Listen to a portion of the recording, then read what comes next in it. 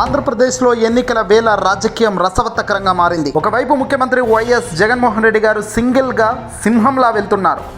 చంద్రబాబు మాత్రం అన్ని పార్టీలతో కలిసి కూటమిగా బయలుదేరారు. మరోవైపు చంద్రబాబు తనకు కంచుకోట అని చెప్పుకునే కుప్పం పైనే ఓటమి భయం వెంటాడుతోంది. వెన్నెల్లో వణుకు మొదలైంది. ఈ నేపథ్యంలో కుప్పంపై చంద్రబాబు దృష్టి పెట్టారా? టీడీపీ అధినేత చంద్రబాబు 2 రోజుల పర్యటనలో భాగంగా ఈరోజు కుప్పం చేరుకున్నారు. ఎన్నికల్లో ఓటమి భయంతో కుప్పం ఓటర్లకు ఆకర్షించేందుకు వరాలను ప్రకటించబోతున్నారట చంద్రబాబు. ఇప్పటిదాకా ఏ వరాలు గుర్తుకు రాలేదా? ఎన్నికల సమయంలో ఇప్పుడు ఎన్ని వరాలు ఇచ్చినా ప్రజలు గమనించరా? గతంలో ఎన్నికల సమయంలో చంద్రబాబు అసలు కుప్పాన్ని పట్టించుకునే వాళ్ళే కాదు. కానీ ఈసారి మాత్రం ఎన్నికలు హడావుడిగా మొదలవ్వగానే మొట్టమొదటిగా కుప్పం పైనే ఫోకస్ పెట్టాడు. ఎన్నికల్లో తాను ఓడిపోతే మొదటికే మోసం వస్తుందని గ్రహించిన చంద్రబాబు కుప్పం దారి పట్టారు. కానీ ఇప్పుడు ప్రజలు ఆకర్షించే దారి అయితే ఇది కాదు అని చెప్పాలి. 40 ఏళ్ల రాజకీయం, 14 ఏళ్ళు ముఖ్యమంత్రి అని చెప్పుకునే గొప్పగా వీరాలు వీగే ఈ బాబు ఇప్పటిదాకా కుప్పం గుర్తుకు రాలేదా అని వాళ్ళే ప్రశ్నిస్తారు ప్రజలు.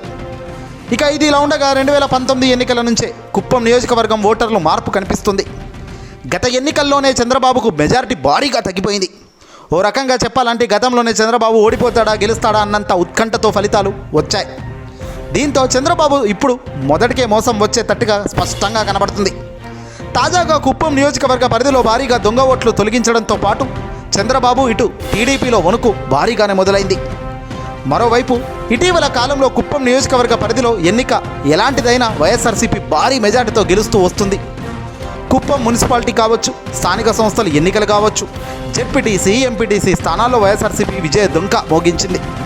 ఇక జగన్ అందిస్తున్న సంక్షేమ పథకాలు కుప్పం ప్రజలకు ఊందాగా అందాయి.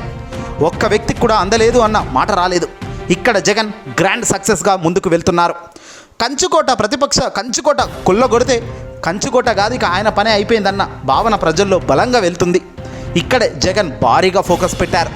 ఈ ఎన్నికల్లో ఎలాగైనా టీడీపీ, చంద్రబాబు, లోకేష్ వీళ్ళందరికీ బుద్ధి చెప్పే విధంగా జగన్ మాస్టర్ ప్లాన్లు రూపొందించేశారు. ఈ ప్లాన్లు ఒక్కొక్కటిగా అమలు అవుతుంటే ఏ మాదిరిగా మైండ్ బ్లాక్ అవుతుందో చూడండి అంటున్నారు.